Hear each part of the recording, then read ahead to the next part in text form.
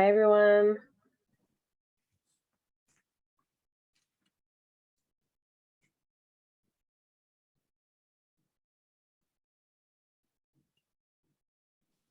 Thank you for joining us.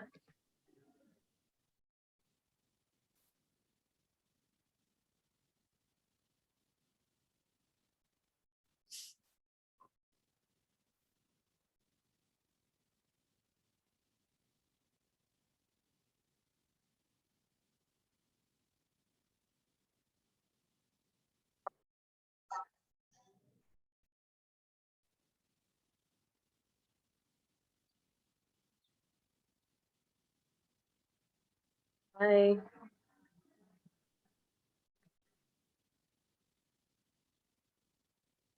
We'll just wait a quick minute whilst everyone joins and connects to audio, and then we will begin. Great.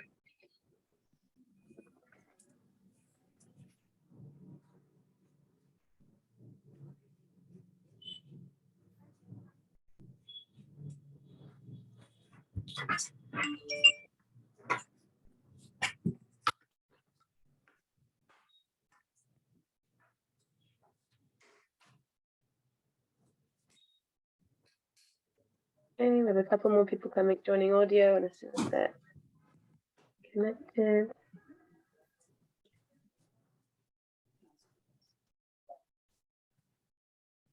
Okay, Madeleine, are you all good for the screen share and the video? Yes. Perfect. Would you like me to start sharing? Yes, let's go for it. Everyone that's in is connected to audio. Perfect. Thank you, everybody. Welcome. We will start with the introductory Catalyst video before we go on to the session. Catalyst 2030 is a movement of social entrepreneurs and innovators embracing collective action to achieve the SDGs by the deadline of 2030. Our 1,500 members are active in 197 countries. By emphasizing collaborations, Catalyst 2030 is leveraging the power of the collective to accelerate real change in the lives of billions of people around the globe. What do our members say about Catalyst? Catalyst 2030 is an invaluable global community of impact entrepreneurs. Our relationship with Catalyst 2030 has really taught us the power of co-creation.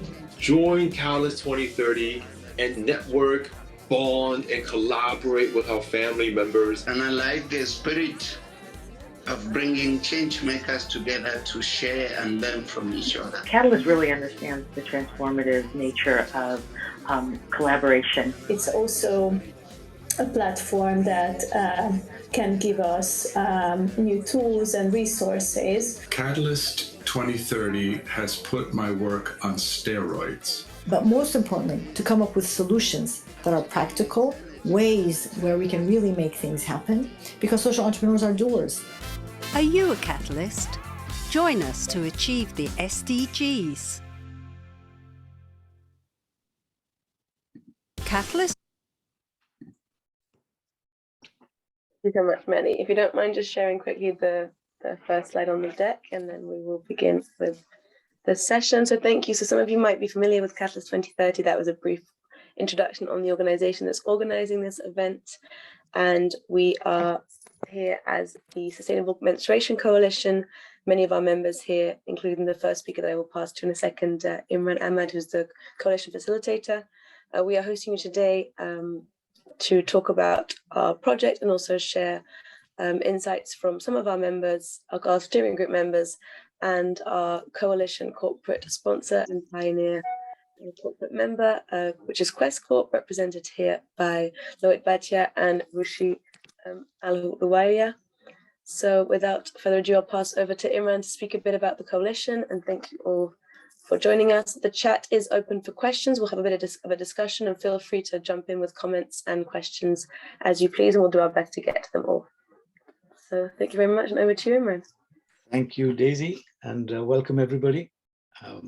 So the SMC, the Sustainable Menstruation Coalition, began about September last year. It was two young interns that were working with True Footprint, that actually came up with the idea of working on this as one of the climate solutions, and how True Footprint's main app, the field app, would work on trying to find solutions and for the particular issues. They looked at this one of the major scenarios that affect climate change, and that was women's education and health. And then we started working on this as a global issue, but we then focused on India. Of course, the problem of period poverty is global. Every country, however advanced, is facing this issue. But India is unique in that it has numbers. It has a large number of civil society organizations, very, very dedicated civil society organizations. We'll be hearing from them a little later. And it has a lot of innovative thinkers that come up with all kinds of ideas. So we focused in on India and started working on India, and coming together with many different organizations there, working with scientific data available to us. We came up with the number of reaching 100 million menstruators over the next 7 years. Now, one of the things that True Footprint did when we started this whole project with MyTake, which is a social impact communication organization, one of the things that we came up with was innovative ideas of how to reach these numbers. Now, everyone had already been working in this field, and they'd been reaching areas and people that they could, based on their on whatever they could achieve. So there were people that had worked with 5,000 people, there were people who worked with 200,000 people. Now, that was great. But if you want to bring about real impact and change, we had to look at scale. And so we came up with 100 million over the next 7 years. Now, this cannot be done alone, not even civil society organizations. So we started putting as many people together into this coalition. And looking at the video of Catalyst 2030, I see that it's very similar to what Catalyst 2030 also talks about. We had to bring in every single sector into this. And that's what we did. We brought everybody. We brought in, and eventually we will bring in government and religious sector as well. These are more difficult ones, but we'll bring them in as well. But we started talking to everybody here. We even went to the extent of bringing in a cricket team. So even a cricket team has joined us in this endeavor, and we're working with them now to expand on that. So we have many different civil society organizations all come together to try and reach this goal. The major sort of one of the things that we hadn't really been able to capture was the private sector part, but we were really lucky because we got Quest Corp, we got Lohit and his team, and you'll hear from them. And we were really, really very lucky to get them on board, because they're now playing a very major role, not just as people working with us, but within the SMC as well. They're part of the working group. They will be helping us to achieve this number. And you'll hear from Rohit, it's actually very impressive how he plans to engage the private sector into this. Now, two things are sort of central to what we want to do here. One of them is we are using only sustainable materials. So we do not want to use plastic materials when it comes to menstrual products. Most of them are climate unfriendly. Most of them have 90% plastic, which is unacceptable in today's world, completely unacceptable. So we are looking to see, and there are innovators in India and globally that have come up with climate friendly menstrual products as well. We have the cup, the silicone, the medical grade silicone cup as well, which has a long-term use. You can use it for up to 5 years to 10 years. And that also helps. And we're talking to people who have compostable pads, reusable pads, all kinds of different things. And all of them come together. And then we give a basket of options to menstruators so that they decide, because they're central to everything. That is another thing that is very important for us.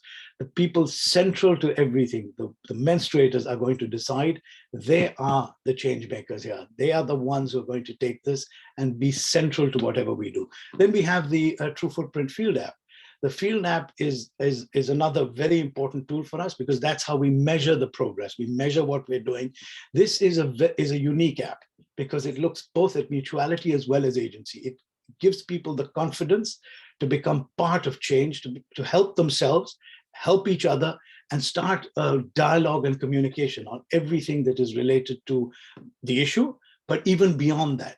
And that's what is really unique about this app. Also, with the dashboard that exists with the app, we can even track what is happening. Every new issue becomes a new data point, and we can see what is happening in different parts of India, what are the positives, what are the negatives. And because it's a live app, or an almost completely live app, course correction is almost immediate as well, which makes it really very, very powerful. And that's these are the main innovations that we brought on board. So we've got people working as a collaboration, everybody, all kinds of sectors, and new sectors coming in as well. Because one of the most beautiful things about the SMC is you don't have to fit into what we do. We will fit into what you do, and we will make sure that we become part of whatever it is, whatever change you're talking about, we will fit into that so that you can be part of change.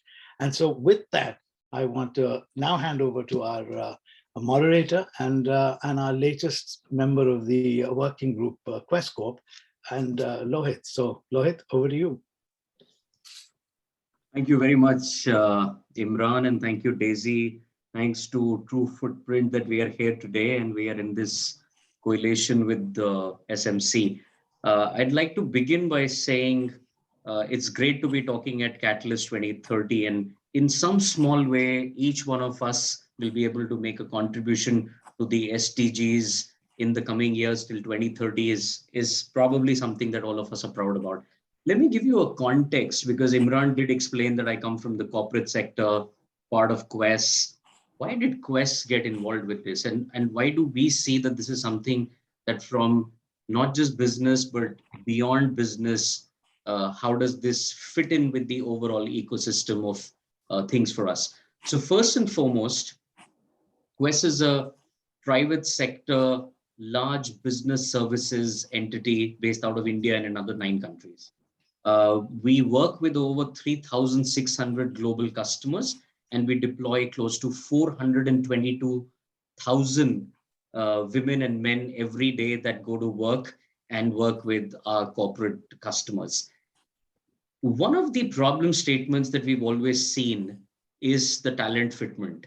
And I think in every country, in every skill, this aspect comes forward from every customer that, hey, we have the jobs out there, but we aren't finding enough people. One of the problem statements in India is that one side you've got a massive population, and the other side we still talk about talent fitment issues. The other problem statement, when you slightly dig deeper into this, is you'd find that India has just about 15 or 17% of its workforce in the formalized employment or in the formal economy. And around 85% of the people are still in the informal. You dig a little deeper and you'll realize that less than 22% of the women contribute to the workforce in India. And that's very, very disproportionate to anywhere in the world.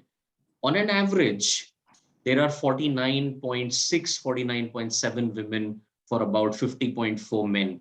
So we can't have almost a 50-50 ratio at birth, completely changing and skewing to a 78-22% ratio when it comes to workforce. And it gets worse as you go up the ladder, as you go into senior management.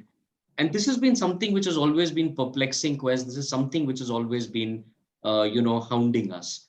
There are many things which possibly need to be changed here. And when we met True Footprint for the first time, and when we heard about SMC, we realized this could be the one big brick, one big missing link, which probably needs to be corrected. If we can get more millions of girls out there to stay in the crucial years of their life in education, the early teens, or start at 10 and 11 and continue to the 18 and get to the point of being a workforce participant at the age of 18 as Indian government allows, then we'll have many more millions coming to the workplace. And what could be one of these issues? The issue could be the start of periods at the age of 10 or 11 or above, and the impact of periods to their education or lack of education therein. So that's how, Quest came about with this. That's how Imran spoke about the fact that, when we partner as a corporate, our idea is, can we expand this vision to another 3,600 large corporates? And we'll hear from Ruchi as well, how she wants to articulate that across the ecosystem. Can we empower the 422,000 workforce that we already have today and growing at the rate of almost 10,000 people every month joining us? Can we empower them? Through them, can we educate the 2 million family members of theirs?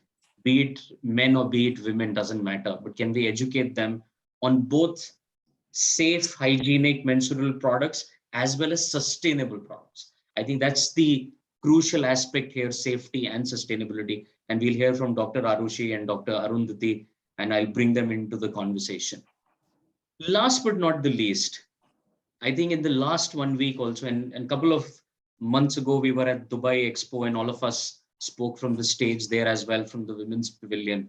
And, you know, I'd made a comment there that everybody in India seems to be taking a punt on the fact that India is going to become a $5 trillion economy. Interestingly, just about a few days ago, IMF came out with a number and said it'll probably be in financial year 29, which obviously the government of India disputes and says, no, it'll be at least 2 years sooner. It may happen in financial year 26, 27. The good part is everybody agrees, whether it's government of India or whether it's IMF, that India will inevitably go from $3 trillion economy to a $5 trillion economy. The question we need to ask ourselves is, are we going to have equitable wealth distribution?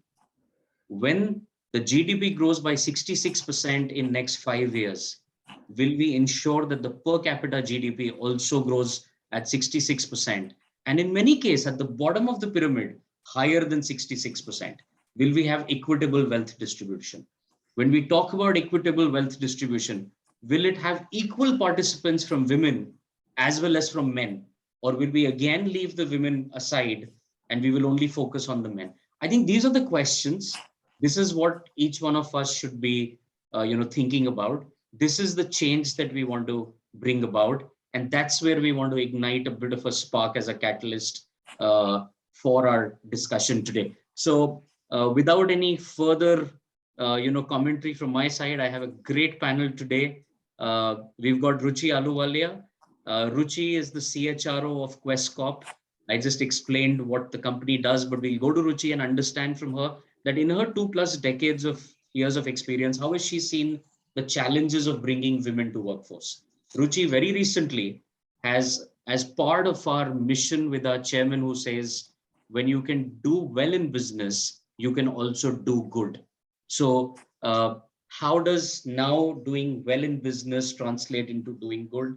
Ruchi's taken a very, very ambitious target of converting our own organization and a massive organization to have 50% women at workforce by FY20, which is a shade below 30% today. So what are her thoughts on that and how does she intend to do that? And I'll come to Ruchi shortly. We've got Dr. Arushi, and Dr. Arushi obviously represents us from the Sirona Foundation.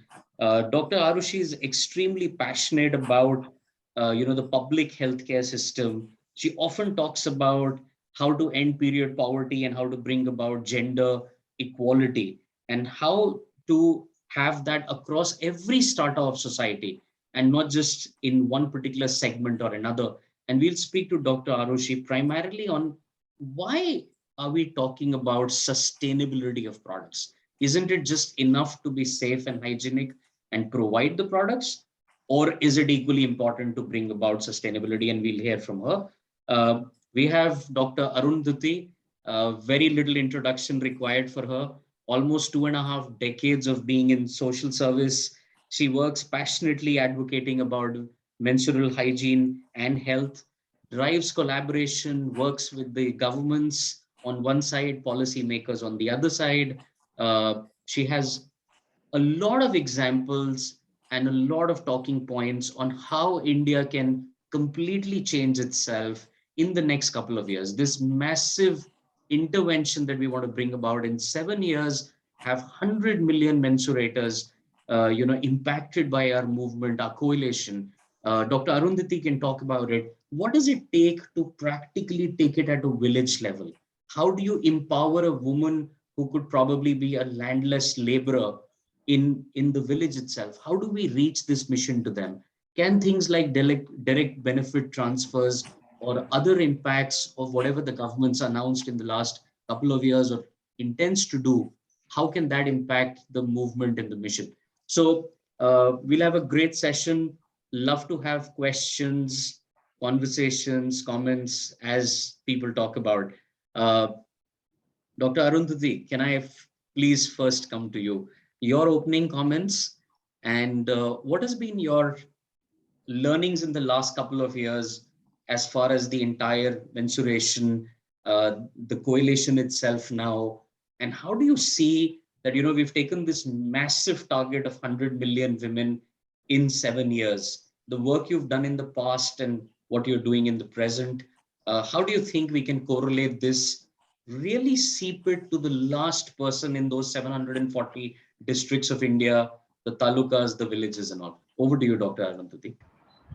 Thanks so much, Lohit, and a very warm welcome to everyone. And thank you for Catalyst 2030 for having us. So, Lohit, you asked a really great question and a big one at that.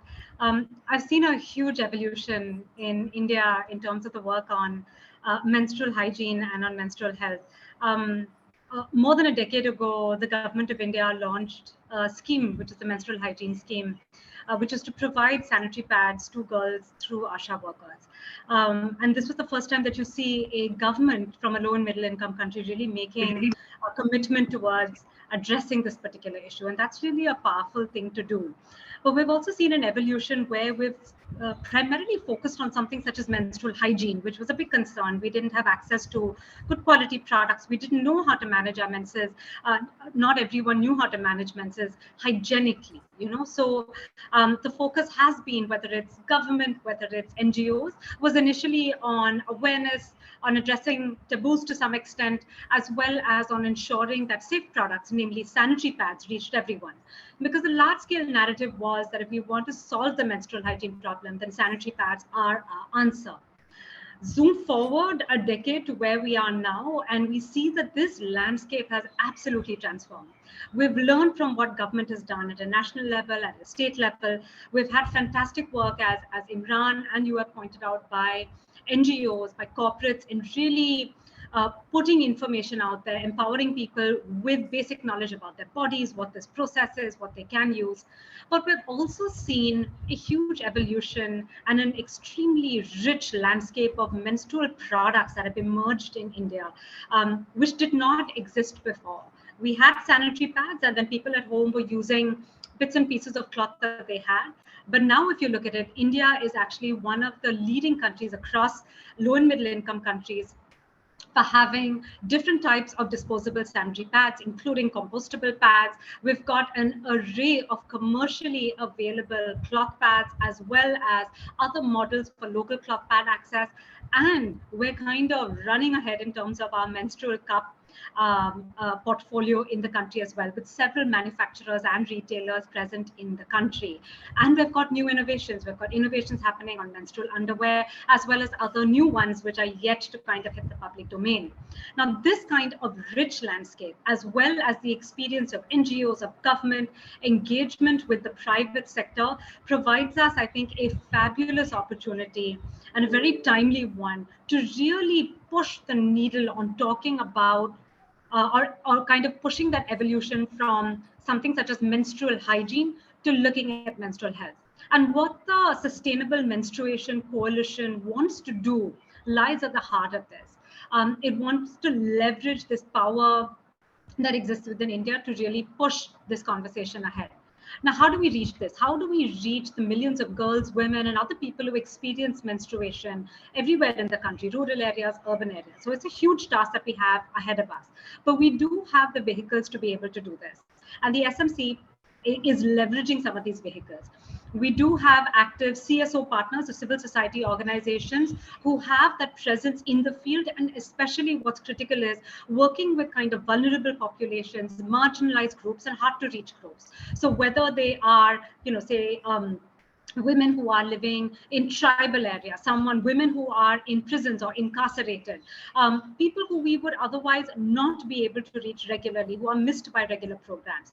This is where our CSO partners can really come in and speak. Sirona Foundation works with refugees in various parts of the country, including in Delhi. Now, these are missed populations for regular programming on menstrual health and hygiene. And the strength of CSO partners of SMC can reach these groups that are otherwise disadvantaged, but enable them and facilitate their access to safe and sustainable products, as well as knowledge, as well as a network of supporters who can kind of engender and support the use of products over time.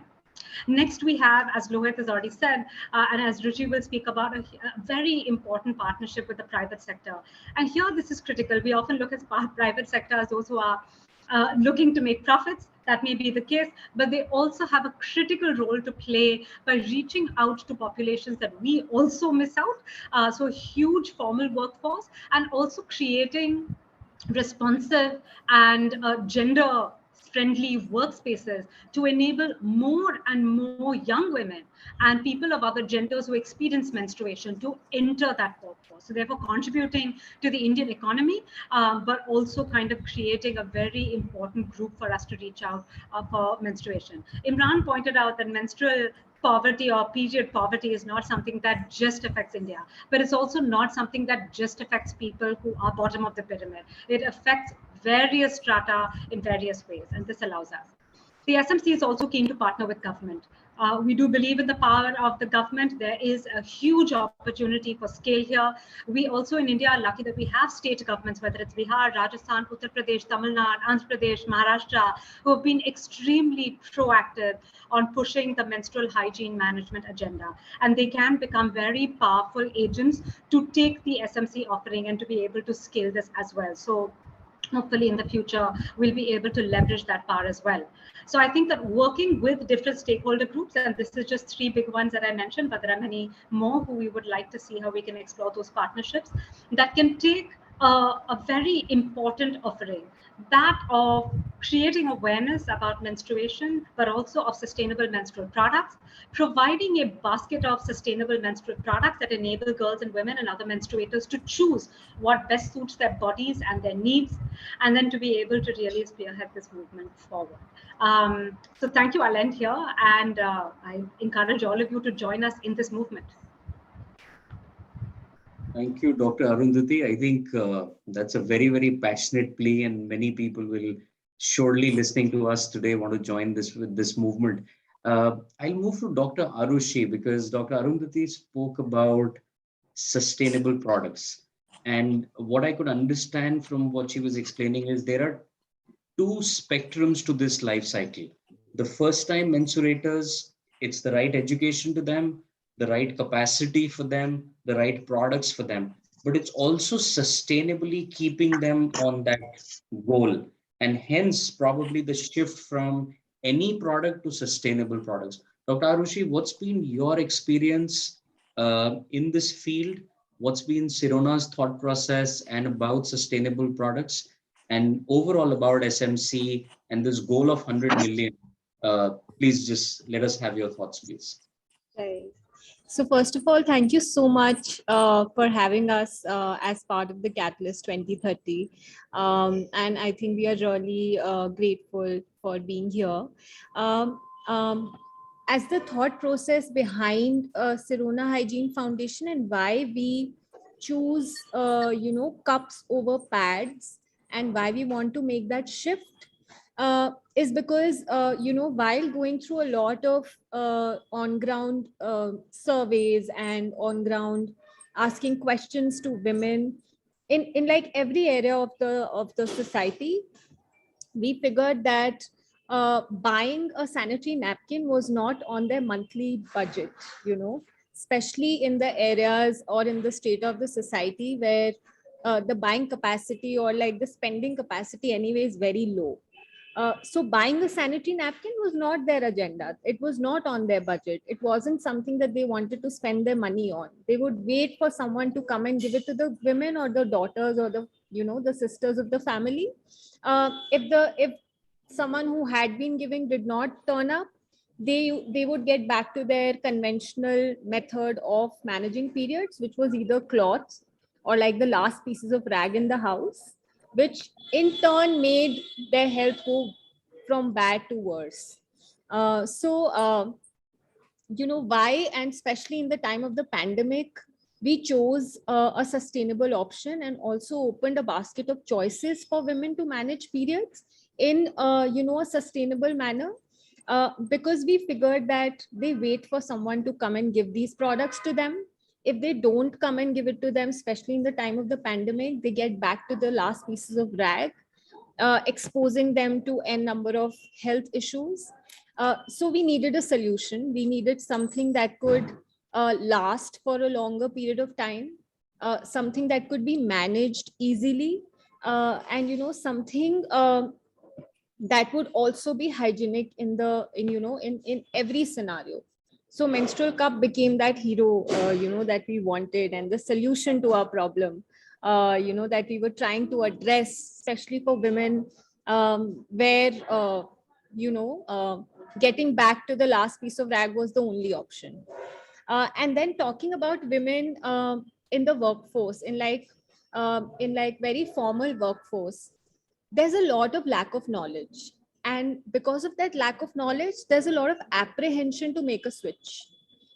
They just want to keep going back to something that they were introduced to when they were young girls, which was most of us was a sanitary napkin.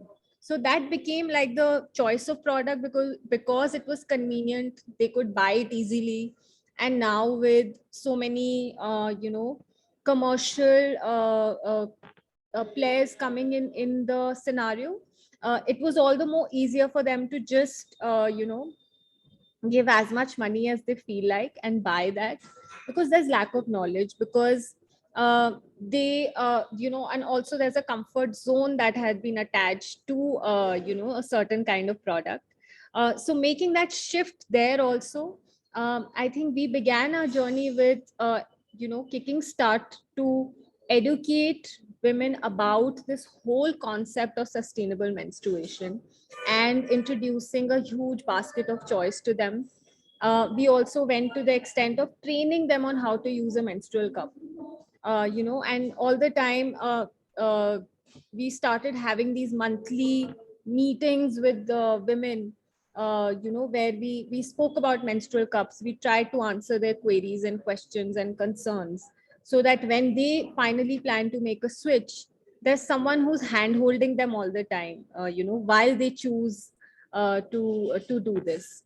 So that is how Sirona Hygiene Foundation's journey has been till now.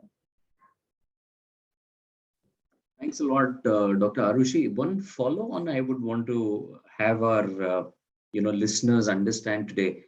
When you have, say, a group of any 10 girls or 100 girls, and you start talking to them about sustainable products, what percentage on an average are even aware of alternates to sanitary pads? To be honest, in the educated sector, wherein either they are students or they are formal workforce, because of the exposure to social media and stuff, they know about it, but because they are so attached to the product that they have been using and it's so convenient for them, making a switch is not on their mind. But in the areas where someone again has been coming to give them something, they don't know anything about it. Hardly, I think 2 or 3%, the younger girls out of that population, because they might either be having a smartphone, or they would be going out to their schools and stuff. And there they are exposed to these kind of conversations where they know what a cup is, or where they know what a period panty is. So in that, I think literally out of 10 might be 2 in that area of the society, and 10 out of 10 might be 8 knowing about a sustainable option, but the acceptance in the educated area is really low. Thank you. That clearly tells us there's a long way and a lot of work to be done. Yes, Ruchi, I'll come to you now. Good afternoon. Just wanted to get your thoughts. I think from a scale point of view, in today's conversation, I think there'll be very few organizations of your scale, 422,000 outsourced employees. I believe out of them, about 80,000 are women workers, right? And this is across ecosystems. They could be in blue and gray collar, entry-level minimum wage jobs and right up there as IT knowledge workers, as well. You've taken an ambitious target to take your core employment from a little below 30 to about 50%. You've been hearing what Dr. Arushi and Dr. Arundhati said and what the challenge in front of SMC today is. How do you put all of this together from your vantage point as one of India's largest employers, and how do you think you can make that change, at least a drop in the ocean? Sure. Thank you, Lohit, for the question, and good afternoon, everyone. And thank you, Catalyst 2030, for having us all here. This topic is very, very close to my heart, both as a woman as well as it's a basic need. It's a topic about equality. So, I'd be very, very happy to contribute to this forum as well as going forward. To come back to you, Lohit, about your question, yes, I think that the topic is so intricate, or the problem is so grave. We're talking about 100 million as a target. Across the world, we're talking about 500 million women who are who are not able to, or who are undergoing period poverty. So we will probably have to join hands, and scale and mass would probably help in contribution. So from a Quest perspective, before I answer straight your question, let's just see the magnitude of the problem even before women come into the workforce. According to the survey, there are about 70% of the girls who do not hear about anything about periods or menstruation before even they kind of start menstruating. There are, if we come to schools, 1 in 5 girls drop out of the school because of this, because of period poverty. There are about 40% of the girls who miss school every month, about 5 days, 6 days, 3 days, because of period. Now, this problem, if you really have to categorize, it has got various elements, and I call it the AS problem. AS is also hope in Hindi. So it's awareness, it's accessibility, it is acceptance, and it is the hygiene part of it, the sanitation and hygiene, and which you will, Dr. Arundhati and Dr. Arushi, you addressed. So right from, we as a company, right from awareness to acceptance to accessibility and sanitation can play a part in all the 4 of them. Like Lohit, you mentioned, we have 422,000 employees, and this will continue to grow up as we grow higher. We have about 20% women in the workforce, in the associates, and we would like it to be 30, and then going forward, hopefully 50. In the core, we have about 30%, as Lohit mentioned, which we wanted to be 50%. Now, if you just do the maths, I think in 2 ways, Quest can play a very crucial part, or can be the epicenter to drive this change. One is in the awareness part. So if you just put together these 422,000 people and multiply it by 5, a family of 5, 4 or 5, let's take 5 as we would be able to touch about 2 million people, just awareness, men and women both put together. Similarly, if you talk about our clients, I've not even counted our vendors and suppliers, but just about our customers, 3,600, and at an average about 1,000 employees also, if you take per customer, we are able to influence about 18 million people just about in awareness. How to make them aware, how to touch, that's a different kind of question to answer, but just do the maths and you'll see that. And now talking about women in this whole equation, even if I take 25% women, today we are 20 and we want to go up higher, but even if you take 25% across, just by the client, the customer partnership and Quest, we can influence about 10 million women who are menstruating. So this is, 10% of your target, which you've taken. So from that angle, I think we can play a very, very dominant role in this whole thing. And I can answer also some of the pointers that we do, or we would like to do. If you, Lohit, if you want me to answer that. So yeah, Ruchi, that gives me a follow-on thought. 20% are women, 80% are men. How important, in your viewpoint, is also educating and creating awareness among men? Because generally when we talk about menstruation, there still seems to be this: get the boys out of the room, talk only to the girls, it's a girl problem, it's a woman's problem, men don't have to deal with it and all. And I remember in Dubai, Imran made this one comment, and it actually sat hard in my mind since then. He said, if someone's mother did not menstruate, that someone would not have been born. So, it's as simple as that. We are here only because someone was able to. So how important, Ruchi, is it to bring men to this discussion as well? Yeah, I'd love to say equally important, but I would say, because we're talking about equality, but I would say more important than women, and especially in a country like India. If you remember, I talked about us, and that, A is acceptance. We have social stigmas, taboos, stereotypical notions. There is patriarchal society in many of the places. And we feel that, talking about is like, we kind of whisper and hush about it. We don't talk openly about it. And then when you're talking in schools, for instance, in workplaces, if the men or boys are not educated enough, how will their acceptance be? And if they are not educated in the family, how will the acceptance be in the form of husband, father, brother, all of them? And that's why I made that statement, that it is equally, the 5 that we talked about per family, inclusive of men in the family. So I think I would refrain to believe that people purposely would not want to join in, and they would say this is a women problem. It could also be because of social taboo. It could be because of ignorance. We should be positive about it. And I would probably, bring in awareness, to the men and the boys, so to say, whether in school, whether at home. I have done it personally to my son. Very, very openly. We've been having a discussion about it even before he could read it in biology about it. So I think charity begins from home.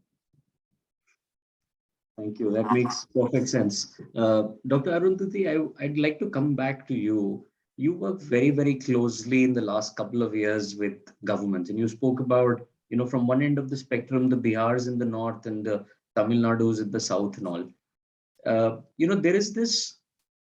We sometimes trivialize solutions in India by saying it's only a monetary problem. Throw money at the situation and the problem goes away. We've come a long, long way as India when it comes to direct benefits transfers and things like that, and money getting into the hands of, at least the intended beneficiaries. But herein we are talking about change to adopt and accept a product.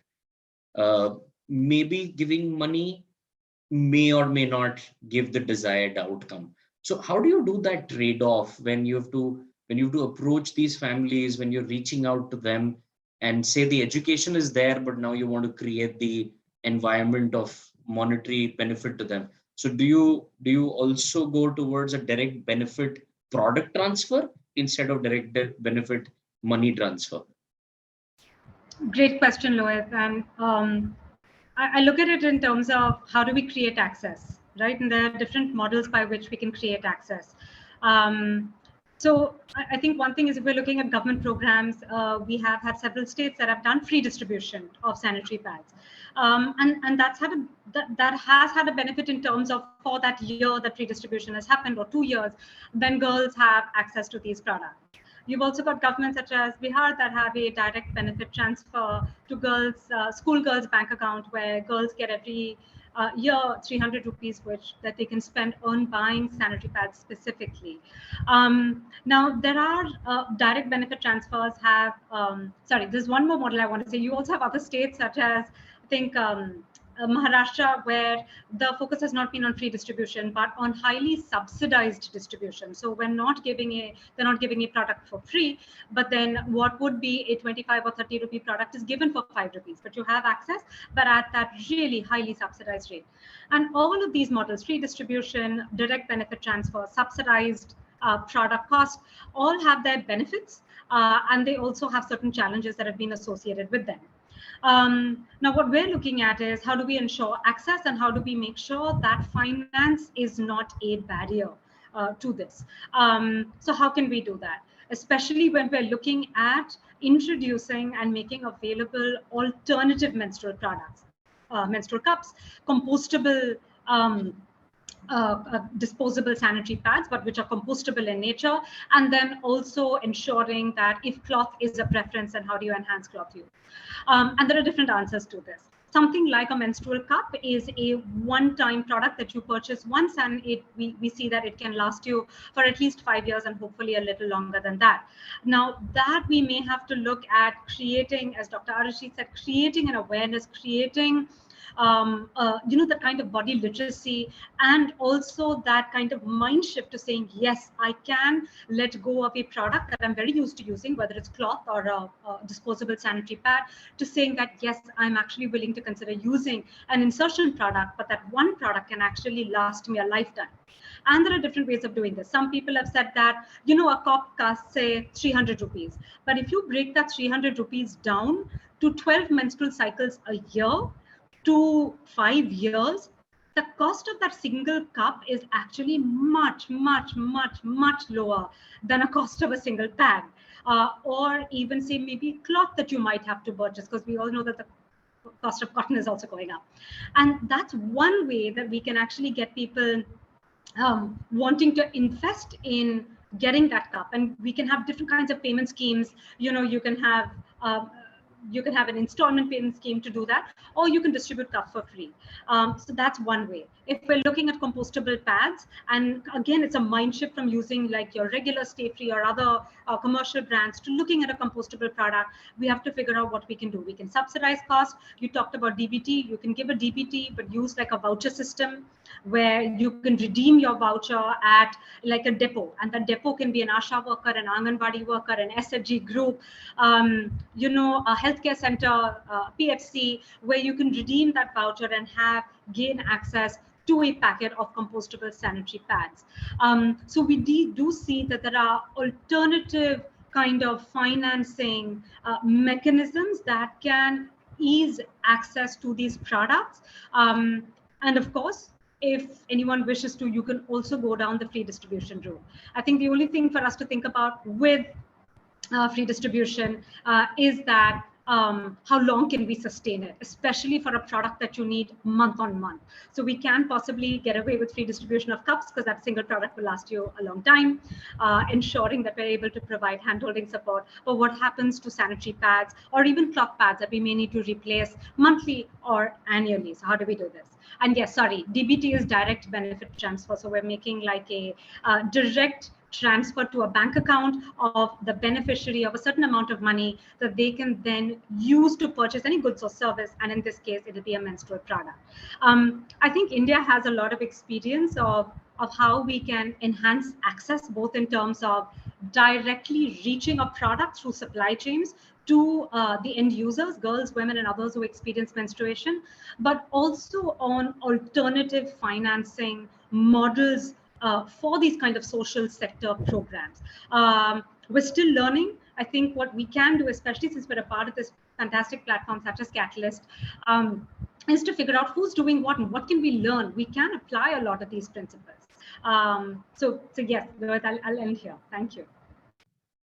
Thank you, Dr. Arundhati. Dr. Arushi, we have a question and a comment from Mr. Nishit Kumar. I'll just go to that question and comment. But before I go there, and I'll open it to our panelists, and maybe Imran or you'd want to come in and weigh in on this question as well. But Dr. Arushi, I have a question for you. When Ruchi was speaking, she gave a couple of stats and points in terms of what happens to dropout ratios in young school-going girls.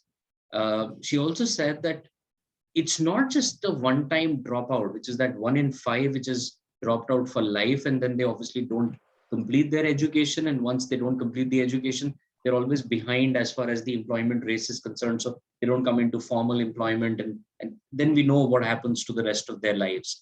But there was also a scarier, issue that Ruchi spoke about, which I think comes from CareWorks Foundation, because Quest's foundation also looks after a lot of school-going girls across southern India. She said 40% of the girls actually do not show up to school on a regular basis every month just because of, getting impacted by periods. Now, what's been your experience in this place, and how does maybe the sustainable product is actually a better answer? Because again, pad has a life. It's a one-time use. You do run out of it. Sometimes you don't have the capacity to go and buy. Sometimes it's not available. Sometimes it's just the sheer aspect of money. And that cycle can keep repeating for a family multiple times over. And I don't even want to hazard a guess what might have happened in the 2 years of COVID, when a lot of these families must have, been on Manrega or anything else as minimum support. So what's your experience here? So thank you, Lohit, for that question. There are two aspects to this. One, the dropping out of schools and the absenteeism, as we want to call it, is because of one, there's lack of toilets in the schools, and that is real. That is real scenario of schools. Maybe in the farthest of villages, and also in many government, setups. There are no separate toilets. There's only single toilet, which both boys and girls are meant to use, which becomes a huge, cause for the absenteeism, because they don't know where to change the product. They don't know where to go, so that kind of a scenario. And the second, lies in the taboos that and the myths that go around in the society, where girls are not supposed to step out of the house when they're on their period. They are being secluded. That seclusion is real. I personally have spoken to schoolgirls who said that, and this was somewhere in the hills near Dehradun, where they said that they're not allowed to step out of their house when they're on their period. So that means 5 days or 7 days or 3 days of the month. They have no other way than to be absent from school, even if they want to go. So what we have started doing as Sirona Hygiene Foundation, when we go out and speak to these girls, we also include, mothers and the elder women into these sessions, to be able to address these myths that have been going on from time without beginning, by giving them logical answers and reasons of why this had been going on, and why it was relevant back then, but why they are not relevant now. So, this is like a tiny step that we take towards creating awareness, by including people from the community. So there are two aspects. One, there has to be change, at the ground level, where toilets have to be provided. That is like a basic necessity. And the second aspect, of course, there has to be shift in the mindset, which will happen, which is not going to happen overnight. There, this some behavior that has been going on from time without beginning, it takes some time. But I think once the younger generation kind of knows why these myths have been, have been going on from time without beginning, and they get answers to these, I'm sure change will start happening sometime soon. No, that's absolutely right, Dr. Arushi. Sorry, Ruchi, you want to come in on that? So I was just saying, adding to what Dr. Arushi said, in India, only if you look at, there are 15,000 schools who do not have toilets. And, it's not just toilets. So that's the first step. Then in adequate facilities, wash facilities, and, water, adequate water, that's another issue around it. And you rightly said, Dr. Arushi, about, these social taboos where, there are people 4 days, they're secluded, and, they can't move around in the house, forget about going outside. And then this pattern continues, it's like a vicious cycle. The pattern continues because probably, if you've grown up like that, one is it could be a stunted growth in your self-esteem, as well as, if you miss school so much, there's also a chance that maybe even if you want to work there, you may not qualify for that, On the other hand, if there is a pattern, it becomes a habit. So, they could be from the hiring side as well. When you're hiring women, there could be a social taboo in the hiring manager side as well, that, this is going to be a problem going forward, even if if I employ this women. And it could be from the women's side also, because if you're habitual of doing it, it is Yes. like you've also adjusted to the fact that, 4 or 5 days in a month is where I'm going to kind of be taking a break. Absolutely. Because Many it's from a conversations. childhood. Yes, in many But a lot of work. conversations with women, that has come out where they say, okay, fine, we just want to rest and be at home for 5 days. So please don't, encourage our elder women to around addressing these taboos for us. Listening to all of you, one thing which definitely comes to mind, and Daisy, we must work on this as SMC. Can we get one banker? Can we get one teacher? And can we get one Bollywood star who could then talk about the fact that they never took a break unless they required to take that break or they wanted to take that break? And imagine if that banker, or if that teacher, or if that Bollywood star would have every month been off work for 5 to 7 days or 3 days, whatever the case may have been, would they have reached where they are? I think probably, people coming out and talking about this a little more openly and more often, maybe that is going to cause that shift in culture, shift in change and mindset. But I'm just cognizant of the time. We're left with just about 4 minutes. And we want to take Mr. Kumar's question. Imran, do you want to weigh in on this? I don't know if you can see it in the chat. Do you want me to read it to you? No, I've seen it. Yeah, no, but I just want to add another thing, which I didn't say in the beginning. One of the things that drove us to this was the fact that we saw the data that was available. And in 2014, one of the organizations that did a survey on this found that 23 million girls will drop out of school every year because and one of the reasons will be because they start their periods. That's actually what shook us. When you talk about women participation in the workplace, this is one of the areas you really want to stress, is to try and keep these 23 million in school. And you have to. You've talked about that. Everybody's talked about the importance of keeping these women in school. When we talk of mind shift and we talk of education, because that's one of the questions that has been asked, in fact, we have to start at a younger age. If you start educating boys and girls together, 9, 10, 11, just about that period, boys also, they have to be told what you mentioned, Lohit, about what I said in Dubai, is that everybody sitting over here today, everybody in the past and everybody in the future will only be here because their mothers menstruated. My mother menstruated, I'm here. Otherwise, no. How can we think of that as a taboo? If young boys are told from the time that they're 8, 9, 10 years old, because that's when they're closest to their mothers, that your mother menstruated, that is normal. That is why you're here. Understand it, respect it, and understand that this is a common part and a very natural part of everything that's going to happen. That's when they'll be able to understand that this is going to happen to my sister, to my daughter, to my mother, to my wife, to every woman around me. This is something that's going to happen. I must respect it.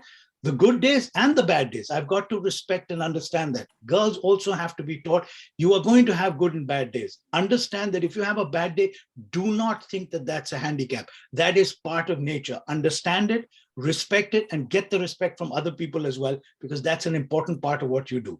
Time is a problem, so I'm going to leave this to Arundhati if you want to answer that question that is in the chat.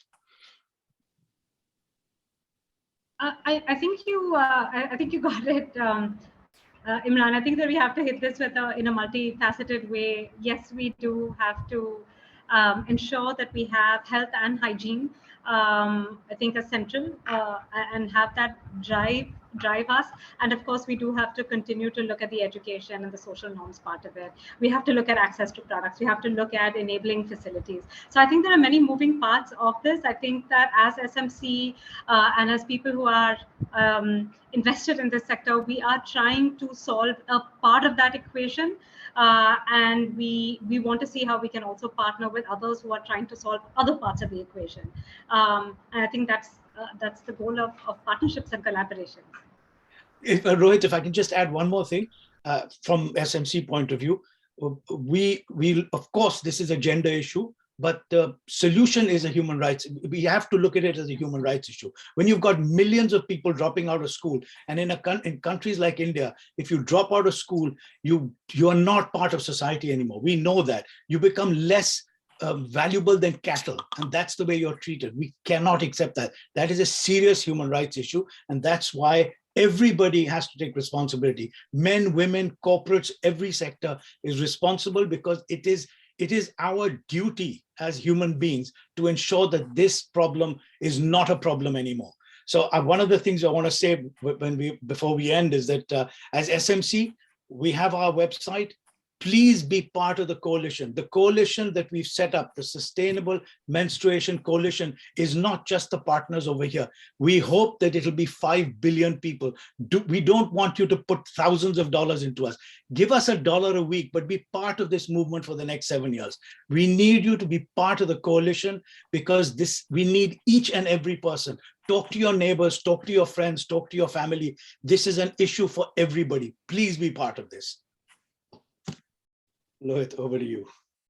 Thank you very much, Imran. And I think you've kind of articulated it well. We need more people. We need micro contributions, and we need your time and your thoughts more than we need your money as well. So I think that's very aptly put. I must thank Ruchi, Dr. Arushi, Dr. Arundhati. Thank you for taking your time out for this cause. Thank you for talking to everybody through Catalyst 2030 today. To Catalyst, thanks for having us and giving us this session today. Thank you very much, Daisy, back, not feeling too well in this week herself, but, you're recovering from your flu, but at least you've been able to brilliantly manage this session for all of us. Thank you, Imran, as always. And I'm aware and cognizant that we've run out of our time, but please do keep mailing us your questions, your thoughts, your comments. We'd love to have you on board and partner with us at SMC. Thank you. Goodbye. Stay safe. Everyone. Thank you so much, Lohit. Thanks, everybody. Thank you.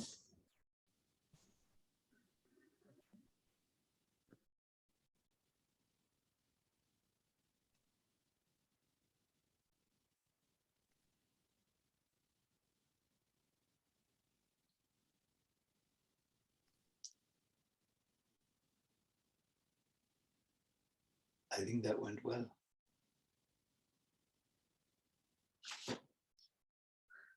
Thanks. Where's Lohit? Lohit, thanks so much. This was really good. Oh, he's gone. Okay, but this was good. Enjoyed it. Okay, guys, I'll stop now.